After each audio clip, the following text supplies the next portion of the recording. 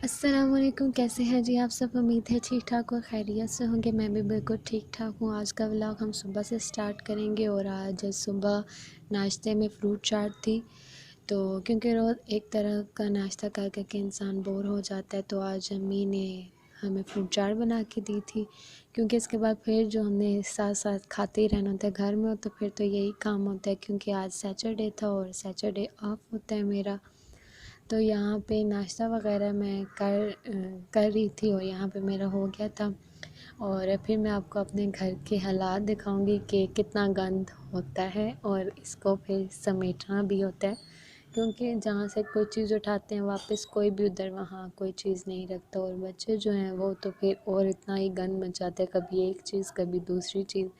और यहाँ पे मैं आपको सारा घर दिखा रही थी कि इसको हम कैसे 1 मिनट में करेंगे, लेकिन 1 मिनट में तो ये इतना साफ़ नहीं हो सकेगा क्योंकि टाइम तो इतना लगता है, लेकिन आपके लिए ये जादू की तरह है। और यहाँ पे सारा कंप्लीट हो चुका था और ये मैं आपको दिखा रही थी कि आफ्टर में इसके क्या रिज़ल्ट हैं कि इतना गंद हमने समेटा है। आपके लिए तो एक जादू ही था, लेकिन हम लोगों की इसमें बहुत मेहनत थी। और फिर भी आपको नज़र आएगा कि साथ साथ गंद बनना शुरू भी हुआ पड़ा था। क्योंकि अगर एक चीज़ को दोबारा उस जगह रखा जाए तो तभी वो समेटी हुई लगती है, लेकिन इधर ऐसे होता ही नहीं है। फिर उसके बाद कुछ बर्तन पड़े हुए थे, मैं वो फिर बर्तन जल्दी जल्दी से वॉश करूँगी। अगर आपको पीछे से कोई शोर की आवाज़ आए तो उसको इग्नोर कीजिएगा, क्योंकि हमारे घर में ऐसी कोई जगह है ही नहीं जहाँ पे कोई शोर की आवाज़ ना आए, और कोई ना कोई शोर ज़रूर चलता रहता है। और हमारी फैमिली भी जॉइंट है, तो फिर इतनी स्पेस तो खैर किसी को भी नहीं मिलती जॉइंट फैमिली में। और यहाँ पे फिर मैं जल्दी जल्दी से बर्तन वॉश कर रही थी, क्योंकि बाकी सारा काम तो हमारा हो गया था। और आप भी बताइएगा कि आपके भी संडे को ऐसी ही रूटीन होती है? क्योंकि संडे छुट्टी तो होती है, लेकिन पता ही नहीं चलता कि कब वो ख़त्म भी हो जाती है। सिर्फ सैटरडे नाइट ही जो होती है ना, वही मज़े की लगती है कि भी कल छुट्टी है। पर मेरी तो सैटरडे संडे दोनों ही इसी तरह ही गुजरी। और आप भी बताइएगा कि आपकी कैसे गुजरी। और यहाँ पे फिर बर्तन धो के फिर किचन वॉश करना था, और उसके बाद जी खाना वगैरह बनाना था। तो मैं हूँ तो फिर मैं करवा देती हूँ, अगर ना हूँ तो फिर अम्मी पे ही होता है और भाभी पे होता है। तो उसके बाद खाना बनाना था, क्योंकि शॉप पे रोज़ खाना भेजना होता है। हम लोग अगर कुछ बनाएं या ना बनाएं, लेकिन उनका खाना ज़रूर भेजना होता है अब्बू लोगों की तरफ। और यहाँ पे फिर मैं कर रही थी कि जल्दी जल्दी काम, क्योंकि हम सुबह लेट हो गए थे, सैटरडे की वजह से लेट उठे, और फिर काम भी बहुत ज़्यादा था। और यहाँ पे बर्तन वॉश हो गए थे, इनको जल्दी से समेट के और फिर मैंने जल्दी से किचन समेटा था। और साथ में भाभी की तबीयत बहुत ख़राब थी, तो अम्मी ने साथ में उनके लिए राइस बना लिए थे, और जो शॉप के लिए थी खाना वो अभी बनाना था।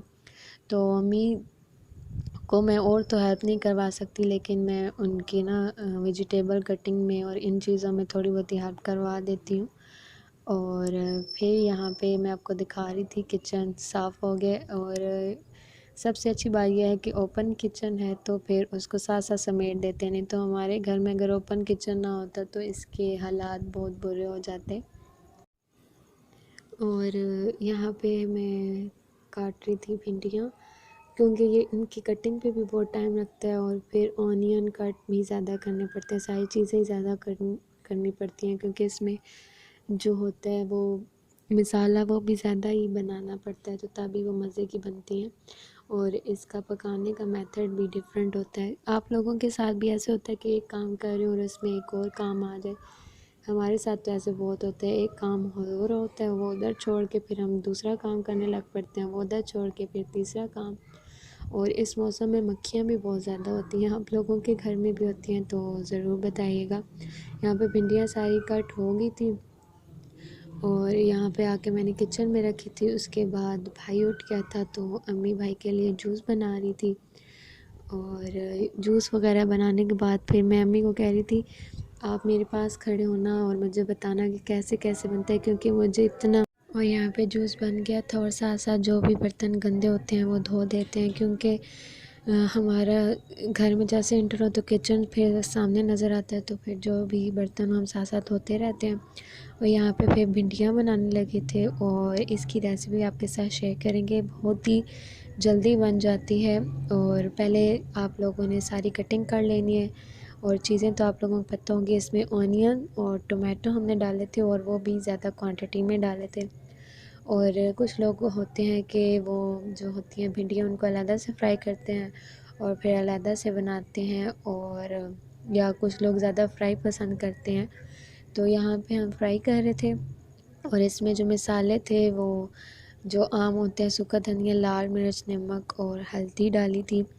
और साथ साथ हमने भिंडियाँ फ्राई कर ली थी। इतनी ज़्यादा हमने फ्राई नहीं की थी क्योंकि उनकी जो ग़ज़ाइयत होती है वो फिर ख़त्म हो जाती है और फिर उनके वही हमें प्रोटीन्स और वो सारी चीज़ें इतनी अच्छी तरीके से हमें नहीं मिल सकती।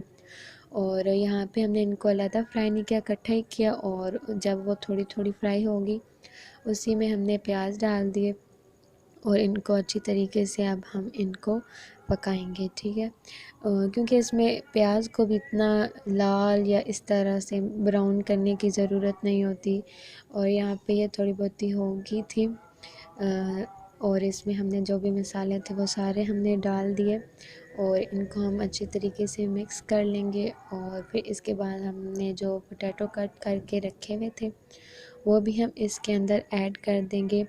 और ये क्योंकि ज़्यादातर जैसे इसकी शेप है वैसी ही रहे तो तब ये ज़्यादा मज़े की रहती है और इसकी ग़ज़ाइयत भी हमें तभी पूरी तरीके से मिलती है। और यहाँ पे फिर पोटैटो जो थे वो डाल दिए और क्योंकि ये जल्दी गल भी जाती है और बहुत जल्दी बन जाती है बनिस्बत और जो रेसिपीज़ होती हैं या और सब्ज़ी होती हैं उनकी। और इसमें हम थोड़ा सा पानी डालेंगे और फिर उसके बाद इसको हम दम पे दे देंगे। और जो मसाले हैं आपकी मर्ज़ी है, आप जो चीज़ इसमें ऐड करना चाहिए, वैसे नॉर्मली यही चीज़ें होती हैं और उनकी क्वांटिटी भी आप अपनी मर्ज़ी से ही रखते हैं। और यहाँ पे दम पे हम रख देंगे और दम पे रखने का मकसद ये है कि वो थोड़ी सी ज़्यादा नरम हो जाएंगी। और फिर मेन चीज़ यही होती है कि वो नरम हो जाएं और बस। क्योंकि वैसे रखना इसको इतना पकाना मुश्किल नहीं है जैसे कि और रेसिपीज़ का होता है। और यहाँ पे फिर वो गल चुकी थी और इसके ऊपर फिर हम धनिया डाल देंगे और वो भी आपकी मर्ज़ी, आप डालना चाहिए नहीं डालना चाहिए। हम तो डालते हैं इससे, एक तो उसका कलर भी ग्रीन ग्रीन, उसके कलर की वजह से जो भी चीज़ बनी वो भी बहुत अट्रैक्टिव लगती है और खाने को भी बहुत दिल करता है। और दूसरा उसकी खुशबू भी खाने को बहुत अच्छा बना देती है। और यहाँ पे बन चुकी थी भिंडियाँ। आप लोग भी ये रेसिपी ट्राई कीजिएगा कि आप लोगों को ये कैसी लगी। वैसे इसका भी टेस्ट वैसे ही था और ये जल्दी भी बन जाती है और क्योंकि अलग-अलग फ्राई करके बनाने में ज़्यादा टाइम लग जाता है। और जब हमें बहुत ज़्यादा टाइम ना लगाना तो इस तरह से आप रेसिपी बना सकते हैं। और अगर आपको मेरी वीडियो अच्छी लगे तो लाइक और सब्सक्राइब भी ज़रूर किया करें और सपोर्ट भी किया करें। और यहाँ पे फिर हम खाना खाने के लिए बैठ गए थे क्योंकि अम्मी ने वो साथ जो राइस बनाए थे वो। लेकिन सच बात बताऊँ, यहाँ वैसे तो मुझे राइस बहुत अच्छे लगते हैं लेकिन आज सब्ज़ी वाकई बहुत अच्छी बनी हुई थी तो मैंने राइस इतने नहीं खाए, मैंने वही खाई सब्ज़ी। और आप भी बताइएगा कि आपको वो कैसी लगी। और मेरे चैनल को बहुत सपोर्ट करें, लाइक करें, सब्सक्राइब करें, शेयर करें। आपके ही प्यार की वजह से मैं आगे बढ़ सकूँगी और हर एक को उसकी मेहनत का फल ज़रूर मिलता है। तो प्लीज़ मेरे चैनल को सब्सक्राइब करें, लाइक करें और इसको आगे ज़्यादा से ज़्यादा शेयर करें। और मैं अपना व्लॉग आज यहीं एंड करूँगी। शुक्रिया, अल्लाह हाफ़िज़।